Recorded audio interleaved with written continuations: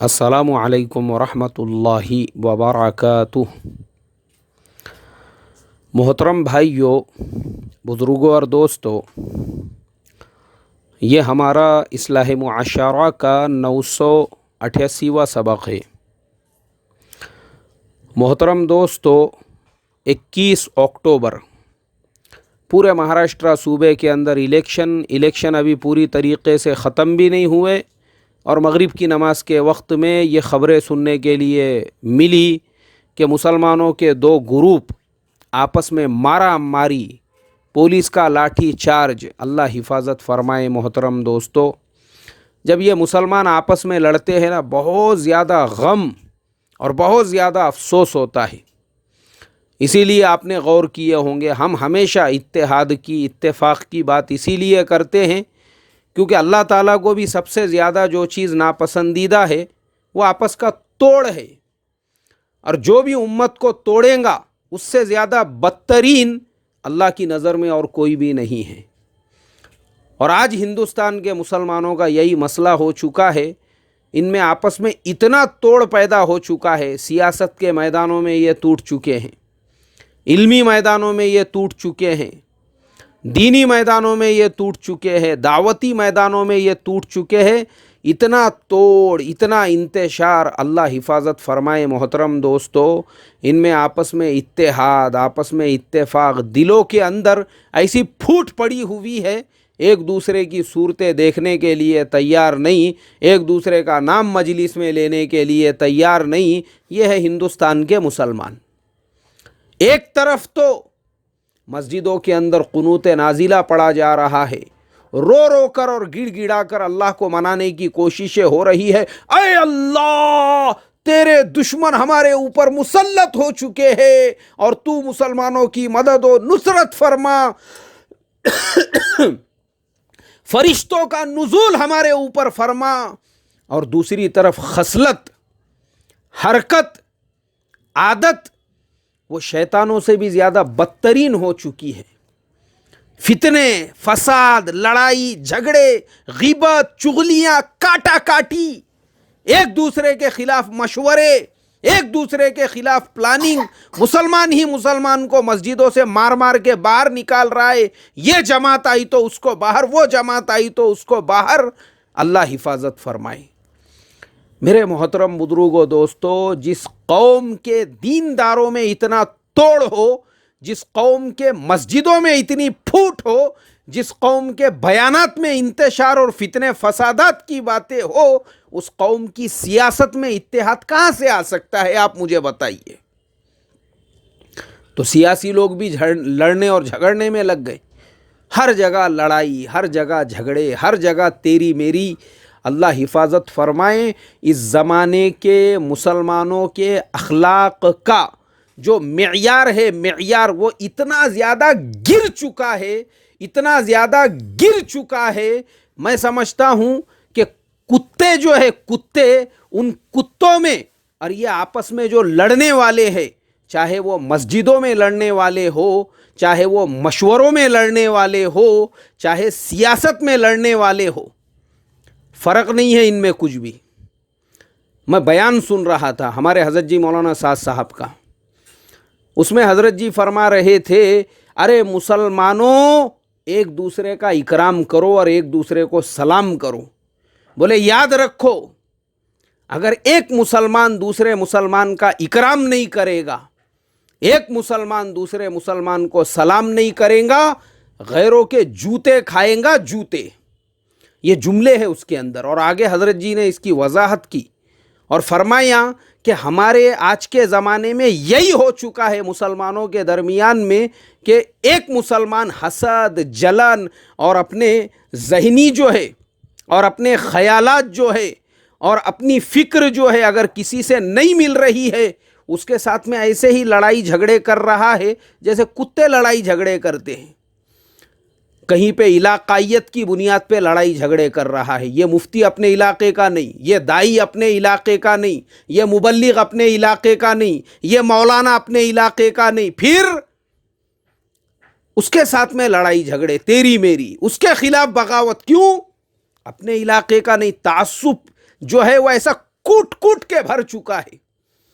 حضرت جی وہی فرما رہے تھے، بولے یہی آج کے مسلمانوں کا حال ہو چکا ہے، کتوں کے جیسا۔ جیسے کتے وہ آپس میں علاقے بانٹ کر لیتے ہیں، یہ محلہ تیرا، یہ محلہ اس کا، یہ محلہ فلانے کا۔ اب دوسرے محلے کا کتا اگر ان کے محلے میں آ گیا تو اس محلے کے پورے کتے جو ہے بیچارے کے اوپر اس طریقے سے لپک جاتے ہیں، اس طریقے سے اس کو بھمبوڑ دیتے ہیں، اس طریقے سے اس کو دبوچ لیتے ہیں۔ وہ بھی یہ کہتا ہے کہ اے اللہ میں غلطی سے ان کتوں کے ایریے میں کیوں آ گیا۔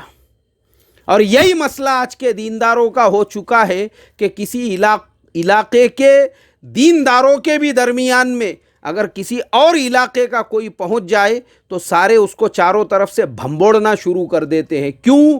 ہمارے علاقے میں کیوں آیا رے؟ بولے ہمارے یہاں پہ کمی تھی کیا؟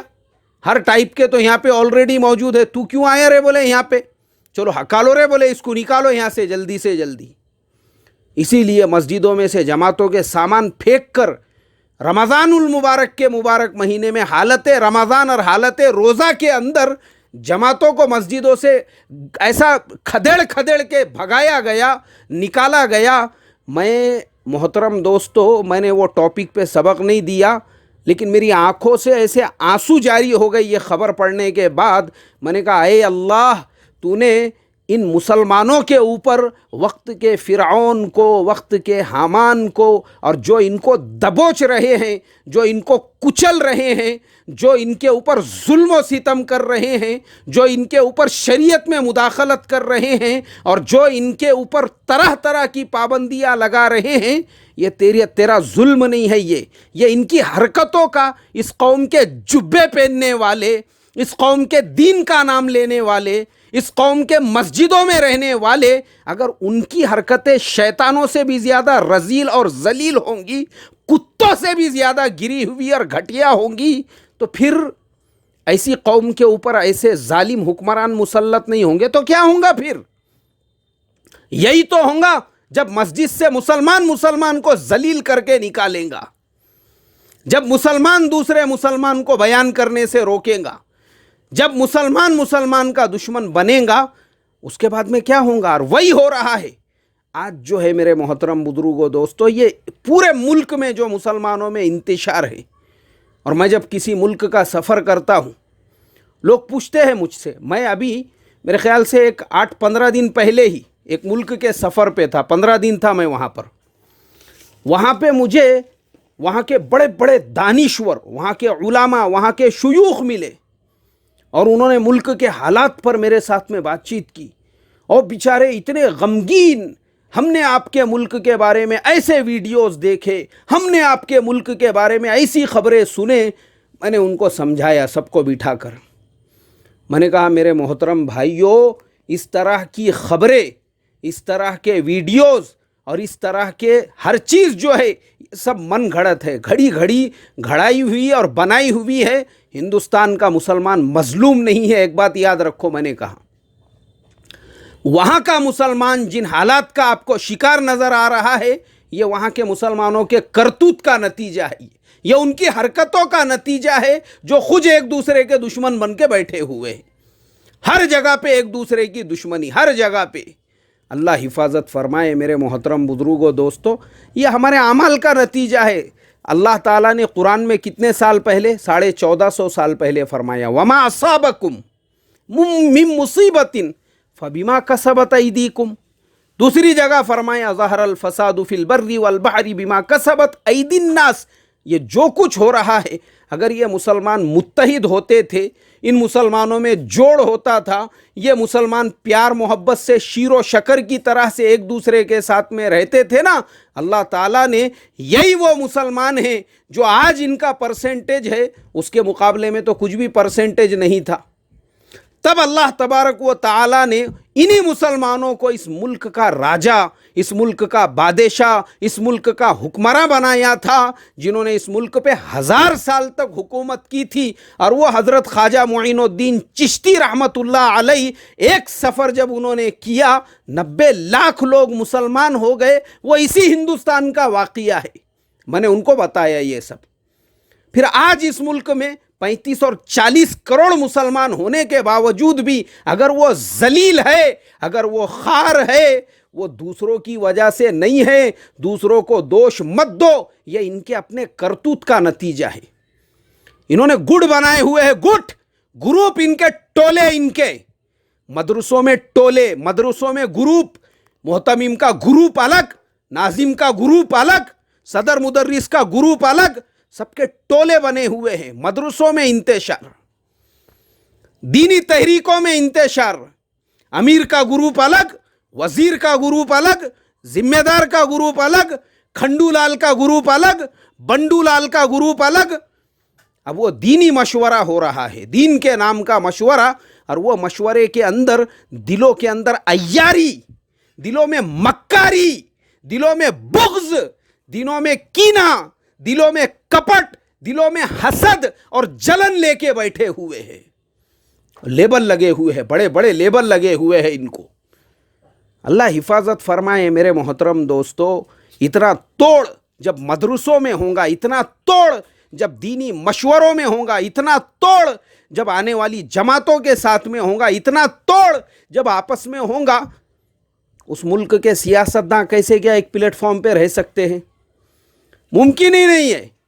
جب تمہارے دینداروں کا یہ حال ہے، وہ تو دنیا دار ہیں، نہ ان کے پاس اکرام مسلم کا بیان ہے، نہ ان کے پاس میں اکرام مسلم پہ تقریر ہے، نہ ان کو قرآن کی تفسیر معلوم ہے، نہ انہوں نے کبھی یہ حدیث پڑھی ہوئی ہے۔